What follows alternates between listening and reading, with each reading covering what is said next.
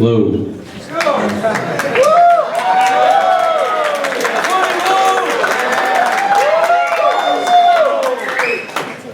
Welcome everyone. So I wrote this speech sitting on the John this morning. And I didn't run it by anyone, so keep your expectations low, and I'll try and keep it under half an hour. I've got to say, I'm extremely nervous and excited speaking in front of all you beautiful people. So I'm taking a friend's advice and imagine you all naked right now. With that in mind, Abby, bridesmaids, you look great tonight.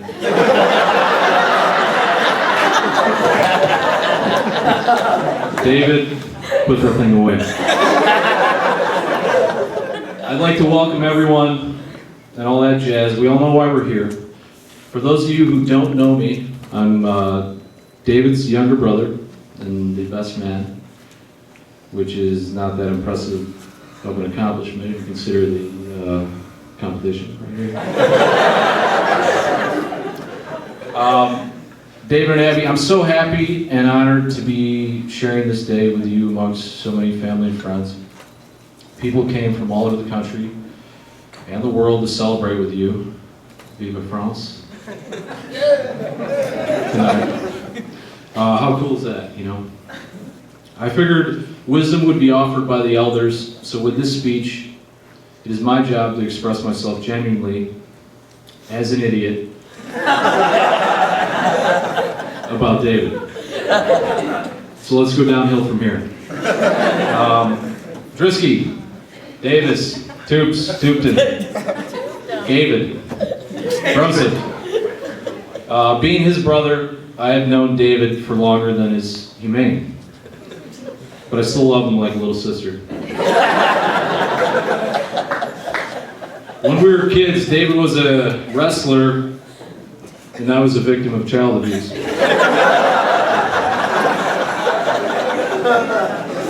He was so strong. One time he was doing pull-ups with a backpack full of extra weights, and the bar broke. He fell backwards and broke through the wall. It brought and still brings me so much joy. Oh, you guys too. What a gift. David was my first punch, my first headlock, my first full Nelson, and even my first power bomb, the most dangerous and obnoxious wrestling move. He taught me so many things.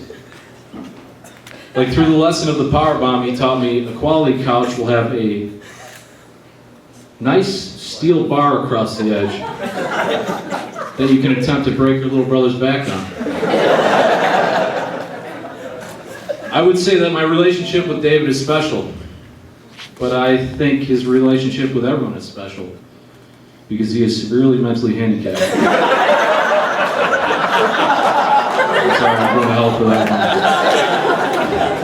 No, but seriously, when we were young, when we were kids, David always let me tag along, you know. And I mean always.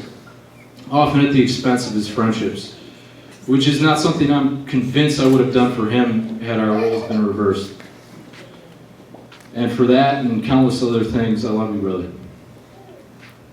But it's not only me, he's so welcoming and accepting of everyone. His friend group has always been an ever-evolving melting pot of misfits.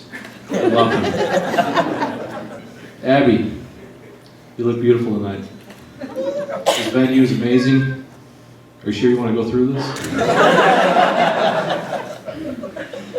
I remember one of the first times David mentioned Abby, you could tell in his voice how excited he was. She can almost drink as many beers as I can.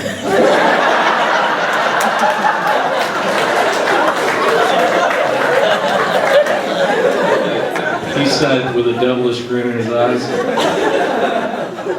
But that was many years ago. And you guys and your relationship have evolved beautifully since.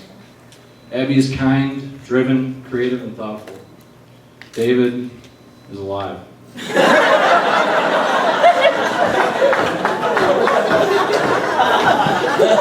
Probably thanks to Abby. You're beautiful, loving parents. Your kids are magical little minions. Your relationship is one I've learned from. What's going on here? I look forward to watching you guys, your guys, skin wrinkle together into a life well lived. In all seriousness, my weak attempts at humor, my blatant misrepresentation of David's character, are the highest forms of love I know to show. A toast to my sisters, David and Abby.